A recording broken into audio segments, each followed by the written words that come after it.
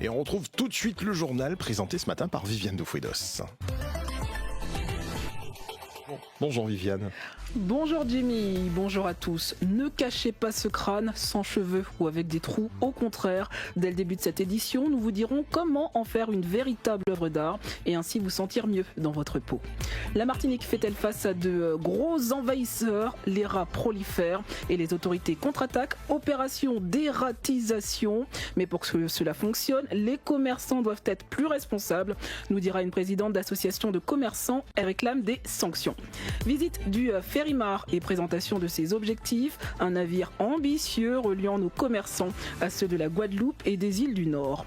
Et comme les grandes vacances arrivent à grands pas, nous découvrirons la nouvelle campagne de promotion de notre destination proposée par le CMT. 1395 mètres, 79, c'est le chiffre à connaître aujourd'hui. Plus de doute, c'est l'altitude très précise au centimètre près de la montagne Pelée, de son point le plus culminant. La chambre départementale des géomètres experts de la Martinique a dévoilé la juste mesure de ce volcan, inscrit depuis quelques mois sur la liste du patrimoine mondial de l'UNESCO. Si vous vous réveillez en vous demandant comment camoufler une fois de plus la perte de vos cheveux, c'est une situation très fréquente dans nos territoires. Pourquoi ne pas essayer l'art-thérapie? Transformer son crâne en œuvre d'art aide à se sentir mieux et encore plus quand on a perdu tous ses cheveux à cause d'un cancer. 5 malades viennent d'en faire l'expérience à l'initiative de l'association Amazon. Fanny Miosotti est la présidente et directrice artistique de Maquille mon crâne. Elle décrit à Ronan Bonnec le concept.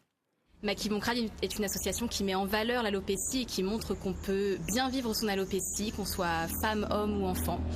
Et on fait ça via le maquillage artistique en transformant les crânes nus en œuvres d'art pour mieux s'approprier cette nouvelle image de soi. Comment se passe une séance? J'ai besoin d'avoir chaque modèle au téléphone pour m'imprégner de son histoire, de sa personnalité, de ses émotions liées à son crâne nu et à son parcours. Là, on parle de cancer, mais chez Maquille mon crâne, on s'occupe aussi des personnes qui souffrent d'alopécie universelle, donc sans cancer. Mais tout ce genre de chemin crée forcément des émotions et moi, en m'imprégnant de ces émotions et de cette personnalité, ça me crée de l'inspiration. Chaque création artistique Maquille mon crâne est réalisée sur mesure en capturant l'essence de chaque modèle. Après, bien sûr, je fais aussi avec les goûts de la personne. Si la personne me dit « j'adore le bleu, j'adore les strass », je vais faire en sorte de la satisfaire.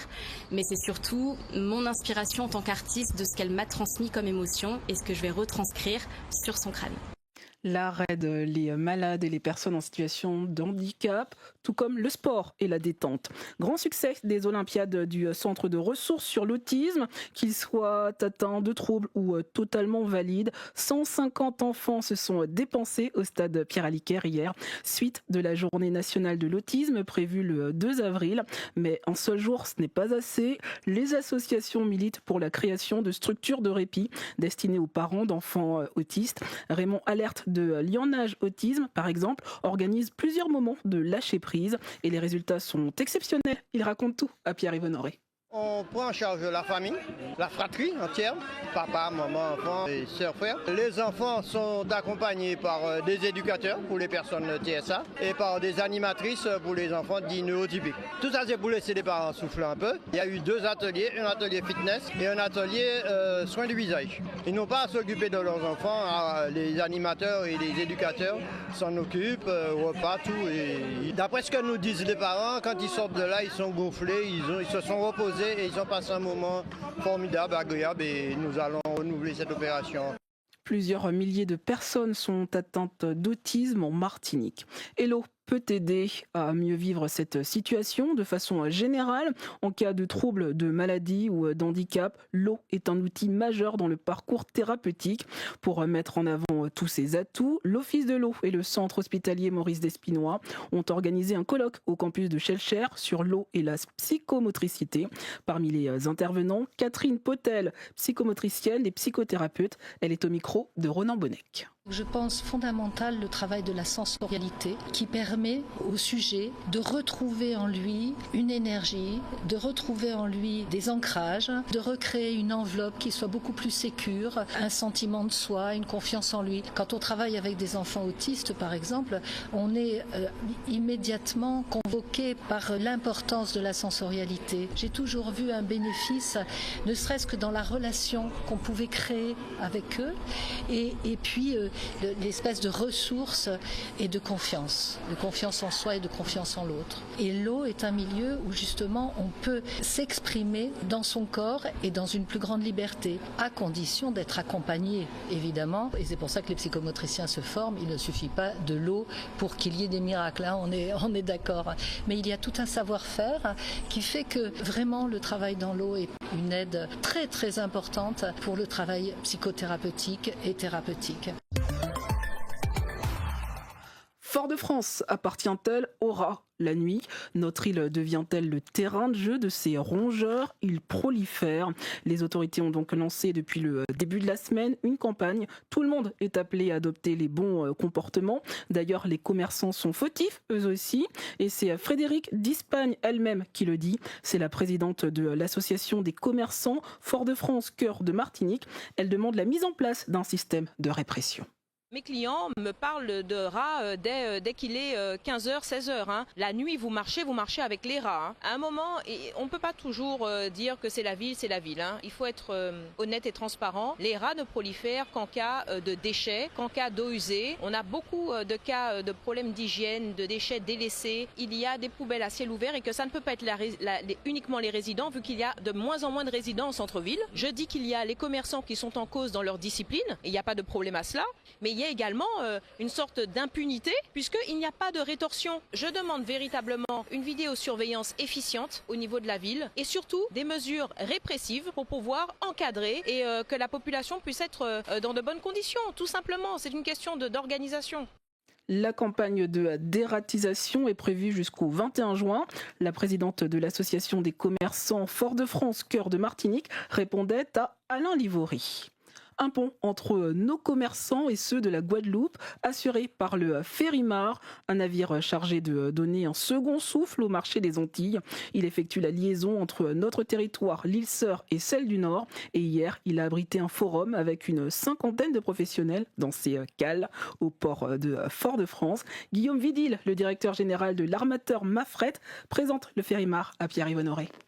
Nous pensons qu'avec notre outil nautique, le Ferrimar, on peut réaliser un pont maritime entre la Martinique et la Guadeloupe et permettre à nos clients d'accéder à un marché plus large. Le marché unique antillais qui consolide 800 000 personnes et permet de plus grands débouchés pour les producteurs et industriels de la région. Il y a une vraie demande ? Alors là, nous avons cette ligne en place depuis l'an 2000. On a travaillé cet itinéraire avec des navires en affrètement, puis en propriété. Et on peut constater une augmentation des volumes progressive. Et d'ailleurs, ce navire que nous avons fait construire récemment est un petit peu plus gros. Et on observe sur les derniers mois qu'il est déjà plein. Alors, c'est un navire roulier de 120 mètres. Il a la particularité d'avoir 2 lignes d'arbres avec un système d'alternateur attelé réversible, ce qui permet une hybridation de la propulsion et un fonctionnement avec une efficience énergétique très bonne. À l'approche des grandes vacances, nous parlons tourisme maintenant, Viviane. Le comité martiniquais du tourisme dévoile son plan d'attractivité. Venez nous voir en Martinique tout au long de l'année et pas seulement en hiver quand vous avez froid. En quelques mots, cela aurait pu être le slogan. Gaëtan Paderna, directeur marketing et communication du comité martiniquais du tourisme, en dit plus à Pedro Monerville. Nous mettons en place un plan d'action spécifique pour la basse saison, qu'on a appelé attractivité continue, qui vise à générer un flux de visiteurs supplémentaires spécifiquement dans ces périodes, mais également à faire évoluer les perceptions.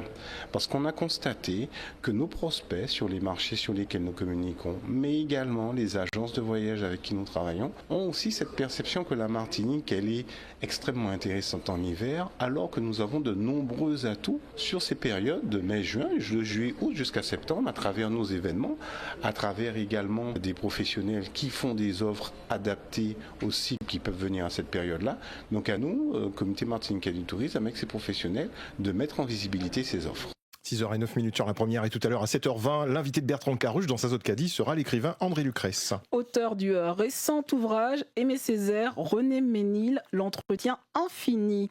Et à 6h45, ce sera le dernier épisode de la série Grand Angle consacrée aux européennes. Les élections, c'est ce samedi. Aujourd'hui, c'est donc le dernier jour pour en parler à l'antenne. Vous l'entendrez, l'Europe est présente un peu partout, y compris sur vos papiers d'identité. Et il sera aussi question de politique dans votre journal de 7h présenté par Grégory Gabour. Démission acceptée. Le préfet de la Martinique accepte le retrait de Ralph Monplaisir. C'était le premier journal de cette matinée réalisé par Suzy Germani-Arcade et Claudine Été-Lebiel et présenté bien sûr par Viviane de Fouedos. Et je vous retrouve à 8h pour votre édition Grande Région. Nous nous rendrons en Guyane pour parler des élections européennes, mais aussi en Haïti où la mission multinationale d'appui à la sécurité dirigée par le Kenya se fait attendre. À tout à l'heure, 8h. Bonne matinée sur la première. Retrouvez l'info en podcast sur notre site martinique.lapremière.fr.